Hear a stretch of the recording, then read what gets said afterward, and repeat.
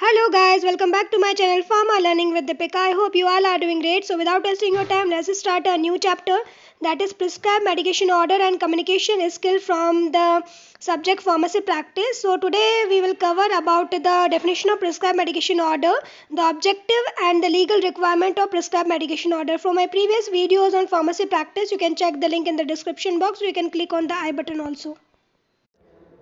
Let's talk about the prescribed medication order.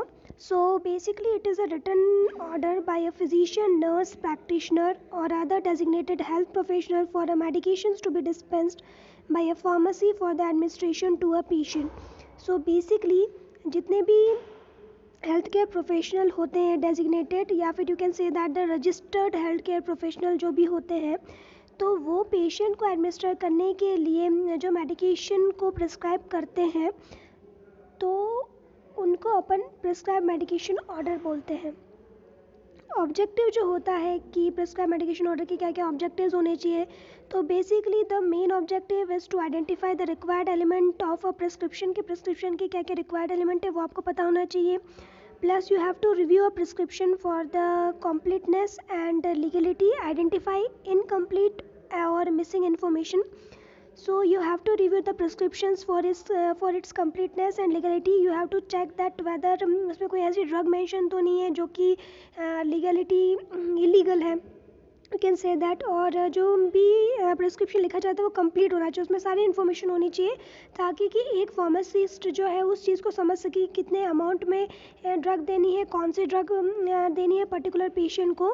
So you have to identify the incomplete और the missing information on that particular prescription medication order. Then you have to understand the differentiate between the prescription and the medication order. Then you have to read, interpret and translate into English any prescriptions or the medication order written in Latin or other common abbreviations. So आपको read, interpreted and translate करना आना चाहिए English में. अगर कोई भी prescription Latin words में लिखा हुआ है जैसे कि ओ once in a day, BID that is twice in a day, so ऐसे अगर एब्रीविएशंस यूज़ होते हैं तो आपको समझ में आने चाहिए. Then you have to identify at least 6 steps in preparing and dispensing the extravenous prescription required to ensure that the patient receive the correct dose of the prescribed medication. सो आपको जितनी भी प्रिपरेशन और डिस्पेंसिंग करने के लिए जो भी extra preparation होती है, मतलब कि अदर प्रिपरेशंस ऐसी होती है जो कि पर्टिकुलर पेशेंट के हिसाब से बनाई जाती है, तो वो सारी 6 जो स्टेप्स रहती है वो आपको आइडेंटिफाई करना आना चाहिए ताकि कि आप किसी भी पेशेंट को जो मेडिकेशन रहता है वो करेक्ट डोज में प्रोवाइड कर सको. Then you have to describe the prescription labelling requirement. तो लेबल करने के लिए क्या क्या रिक्वायरमेंट्स होती है तो वो आपको पता होना चाहिए, तो ये ऑब्जेक्टिव को अचीव कर सकते हो अगर आपको प्रॉपर पता है कि प्रिस्क्रिप्शन मेडिकेशन ऑर्डर होता क्या है. Then you can produce an appropriate prescription label according to that. So let's talk about the legal requirements and the interpretation of the prescribed medication order. So what are the legal requirements? So the legal requirements for prescribed medication order is like recent legislation has legalized electronic communication of prescription. तो prescription के लिए जो electronic communication होता है वो अभी legalise कर दिया गया है according to the recent legislation. So new technologies जो रही है वो डेवलप्ड हो चुकी है, तो इससे क्या रहता है कि जो प्रिस्क्रिप्शन रहता है उसको ईजीली प्रिस्क्रिप्शन जो रहता है उसको रीड करना ईजी हो जाता है. कभी कभी क्या होता है कि आप किसी भी डॉक्टर की राइटिंग वगैरह समझ नहीं पाते हो, तो अगर इलेक्ट्रॉनिकली ये सारी चीज़ें होगी तो you can easily read and you can alter or force the prescription. So it is therefore important for pharmacist and pharmacist assistant to develop a good pharmacy practice habits in handling, interpreting, authenticating and recording of prescription. सो इसलिए बहुत ही ज़्यादा important बन गया कि कोई भी pharmacist या pharmacist का असिस्टेंट अगर होगा तो वो एक गुड फार्मेसी प्रैक्टिस को डेवलप करे ताकि कि वो ईजिली जो भी प्रिस्क्रिप्शन रहता है उसको हैंडल कर सकता है, उसको इंटरप्रिटेट कर सकता है और रिकॉर्ड कर सकता है. So it is equally important for the doctor and the patient to understand their rights and obligations with regard to the prescription. So ये जो रहता है इक्वली इम्पॉर्टेंट होता है डॉक्टर पेशेंट के लिए ताकि कि वो अच्छे तरीके से प्रिस्क्रिप्शन को समझ सके और उस पर जो भी ऑब्लिगेशंस लग रहे हैं तो उस चीज़ को भी इजीली अंडरस्टैंड कर सके. और ऑब्लिगेशन वैसे लगने के चांसेस कम ही होते हैं अगर आप इजीली प्रिस्क्रिप्शन को समझ सकते हो तो. सो अब डॉक्टर्स के लिए क्या क्या लीगल रिक्वायरमेंट्स होती है, पेशेंट के लिए क्या क्या लीगल रिक्वायरमेंट्स होती है, then pharmacist and pharmacist assistant के लिए क्या क्या लीगल रिक्वायरमेंट्स होती है, क्या चीज़ें उनको फॉलो करनी चाहिए. तो first of all will talk about the doctors.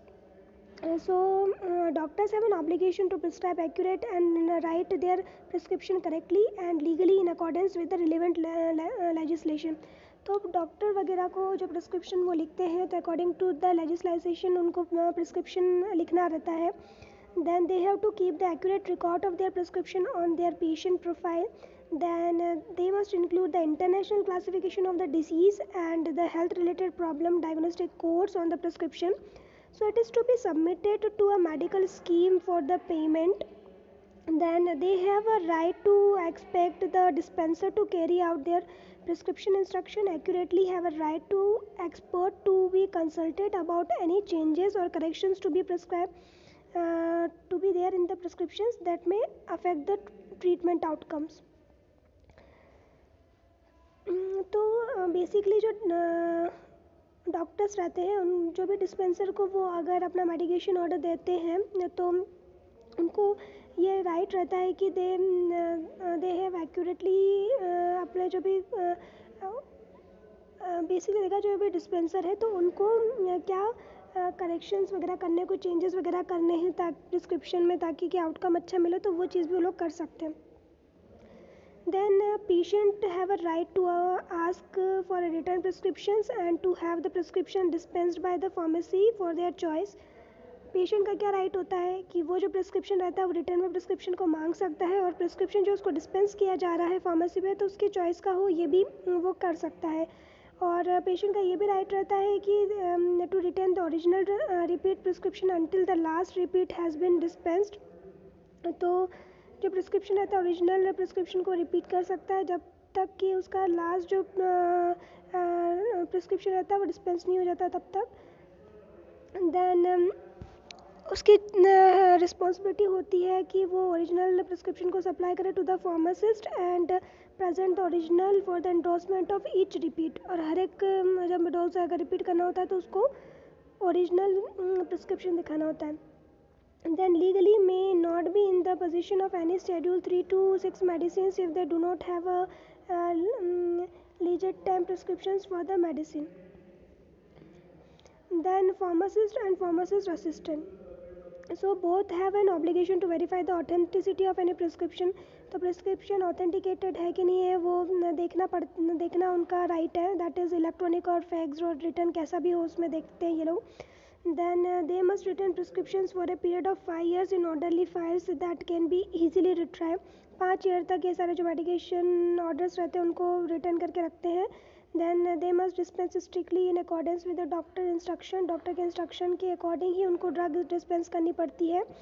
Then they must endorse the prescriptions with any necessary changes made including repeat given notes of confirmation or communications with the prescriber and notes of reasons of not dispensing any specific item or instance by the patient or the doctor that only the original product must be supplied.